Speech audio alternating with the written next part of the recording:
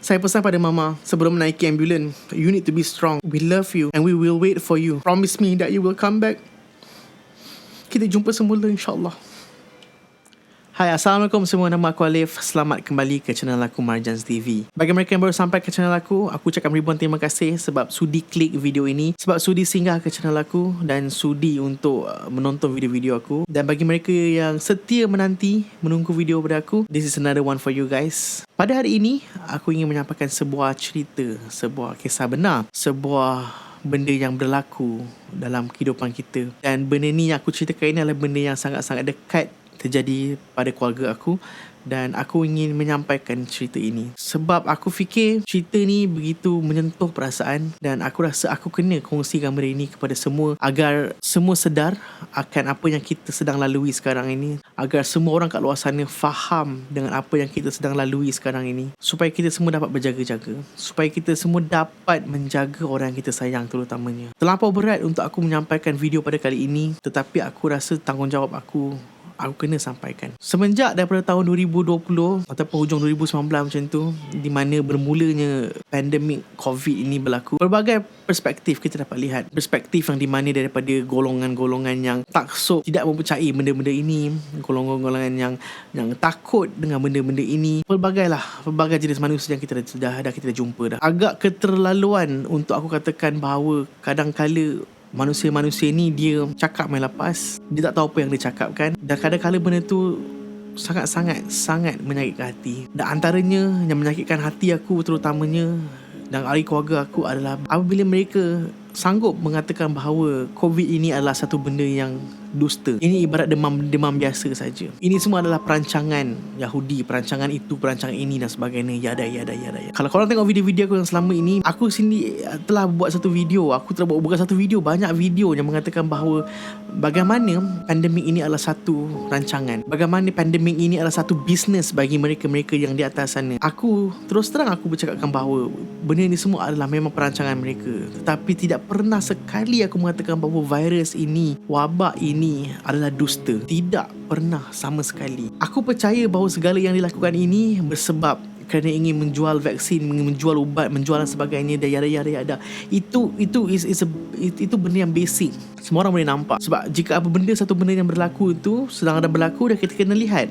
Kita kena lihat siapakah yang mendapat untungnya. Yang yes, kita dapat lihat benda itu dengan jelas sekali. Tetapi tidak pernah sama sekali aku mengatakan bahawa virus itu tipu. Tidak pernah aku katakan bahawa COVID-19 itu tidak membunuh, tidak bahaya. Kalau kita lihat golongan-golongan anti-vaksin ni, kalau kita lihat golongan-golongan yang kononnya mengkaji epidemiologi dan sebagainya, yang beria-ria mengatakan bahawa ini semua adalah dusta dan semata-matanya, mereka menolak habis-habisan, cakap semacam diorang tahu semua benda yang berlaku. Ini sangat menyakitkan hati. Kita tahu bagaimana virus ini attack, serang, cari orang-orang yang lebih tua, yang kurang daya tahan imunnya, dan membuatkan mereka ini lebih vulnerable ataupun lebih rapuh, lebih fragile apabila mereka ini dijakiti dengan virus COVID-19 ni. Orang yang muda, golongan muda yang sehat, yang kuat antibodinya, boleh bercakap tentang ini semua demam biasa dan sebagainya. Yes, korang boleh cakap macam tu. Tetapi untuk golongan-golongan yang lemah, yang tak kuat daya tahan dirinya sebagainya, macam mak bapak kita, macam pakcik aku dan sebagainya, they are suffering like hell because of this virus. Dan kau dengan kurang ajarnya, kau boleh cakap benda itu tak ada apa-apa, virus cuma demam biasa dia sebagainya. Aku nak bacakan sebuah nukilan, sebuah penulisan sepupu aku sendiri yang baru kematian ayahnya, pakcik aku, tempoh hari. Kalau korang tahu, ini adalah nukilan isi hati sepupu aku. Kalau korang nak tahu, sepupu aku ni dia seorang doktor, okay? Dia seorang doktor berkhidmat di Johor Bahru. Pakcik aku tinggal di Port Dickson, Negeri Sembilan. Pakcik aku disahkan positif COVID-19 dalam keadaan yang dah kritikal, dah sakit sangat, dah tak larat, dah tak kuat. Dan perjalanan dia daripada dia disahkan positif dan sehingga ke akhir hayatnya begitu singkat, begitu pantas sekali. Aku nak bacakan, macam aku cakap tadi, nukilan isi hati penulisan sepupu aku sendiri tentang apa yang berlaku pada keluarga dia dan keluarga kami tempoh hari. Last few days ni, I was having emotional roller coaster ride. Walaupun saya bekerja sebagai seorang doktor, the feeling melihat nombor yang tidak familiar ringing dalam phone was dreaded. Almost always, it is accompanied by the tone I knew too well. The tone that I've mastered using for the last 20 years of my life. Setiap panggilan telefon yang dia dapat mesti akan diiringi dengan tone bunyi suara yang sedih lah maksud dia. Tone suara tu dia sendiri dah pakai, dah master dah pun dia pakai for the last 20 years of dia punya career. Dia dah jadi doktor lebih daripada 20 tahun, dan panggilan-panggilan telefon yang dibuat oleh beliau kepada keluarga pesakit dan sebagainya, dia dah faham dah bagaimana bunyi itu, apa bunyi itu. Telefon bunyi, dia angkat. Dr. Azwan, ayah doktor punya oxygen saturation not good, 83% saja, 85% at best. Pada ketika ini, pakcik aku, dia punya oksigen level dalam badan, dalam punya darah sangat-sangat rendah. Manusia normal apabila turun daripada bawah paras 90 sebenarnya sudah dah menakutkan ataupun dah kritikal lah sebenarnya. Dan pada ketika itu, pakcik aku punya blood, dan pada ketika itu oksigen saturation level pakcik aku 83% saja. Paling maksimum pun 85%. Lepas tu dapat call lagi. Dia kata, bro, I'm sorry, PCR is positive for COVID. PCR tu is the test lah, test yang dilakukan oleh doktor kepada pesakit itu, dan PCR test is positive for COVID. Dapat lagi panggilan telefon seterusnya. Dapat telefon, Dr. Azwan, your dad is not fit to transfer. We'll keep in our hospital tonight. Kita doa sama-sama. Pada ketika ini, pakcik aku berada dekat hospital dekat PD, dan untuk dapat rawatan lebih lanjut, dia perlu untuk pergi ke hospital Seremban. Dan dapat lagi satu panggilan telefon, Dr. Azwan, saya minta maaf, Cik Ayub asitol last night. Maksudnya dah jantung dia berhenti, flatline lah. CPR more than 10 minutes before we manage to revive him. Mereka melakukan CPR ke atas pakcik aku for 10 minutes.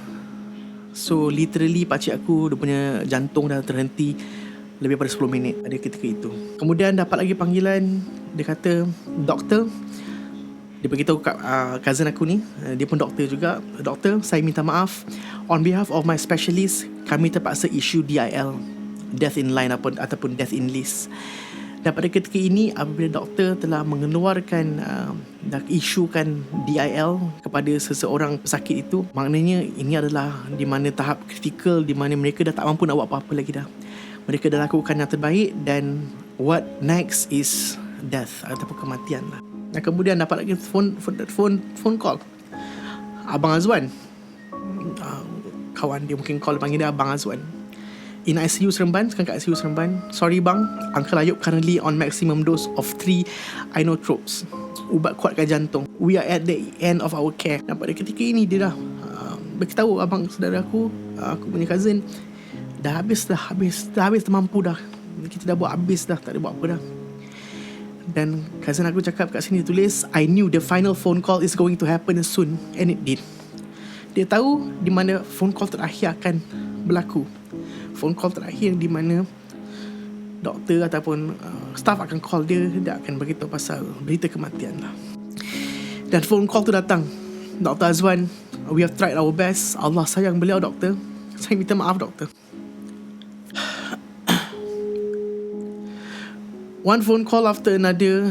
Semua maklumat yang saya dapat, saya tapis masuk dalam grup WhatsApp keluarga kami, trying as good as possible to be composed. Dan baru-baru ini dapat juga test kemudiannya, Dr. Azwan, it's PCR positive for your mum. I'm sorry. Makcik aku pun positif juga akhirnya. Dia baru dapat result tadi. Petang ni ambulans datang ambil mama untuk dibawa ke hospital Seremban sebab PCR positif. Kuah laksa Johor, rendang ayam, juadah wajib hari raya dalam freezer masih belum terusik lagi. Menunggu anak, menantu dan cucu-cucu untuk makan bersama. Saya pesan pada mama sebelum menaiki ambulans, you need to be strong. We love you and we will wait for you. Promise me that you will come back. Kita jumpa semula insyaAllah.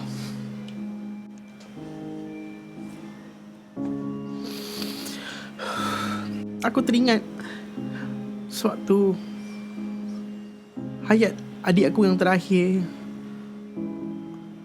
I was there with my brother di ICU. Adik aku mati kerana kanser yang telah merebak daripada perut ke jantung ke paru-paru dan sebagainya. Dan pada ketika dia meninggal, paru-paru dia memang dah habis, dah tak ada function dah. Aku dekat ICU bersama adik aku. Doktor buat CPR juga macam tu, bergila-gila for more than 15 minutes. Aku boleh bayangkan macam mana orang COVID bertarung nyawa kerana tidak boleh bernafas, kerana jantung collapse, paru-paru collapse dan sebagainya. Dan ada manusia kat luar sana yang mengatakan ini adalah demam biasa. Takkan dah sampai nak jadi kat mak bapak kita baru kita nak sedar bahawa benda ini real. Masih ada lagi yang bertekak pasal vaksin dan sebagainya. Jaga diri, jaga family anda, jaga pergerakan anda, jaga SOP. Kita belum menang lagi. Kita belum menang lagi guys. We're still in this war together. Nothing can stop this. Tak ada orang boleh berhenti kat ini kecuali kita. Take care guys. See you guys on my next video. Assalamualaikum warahmatullahi wabarakatuh. Bye bye.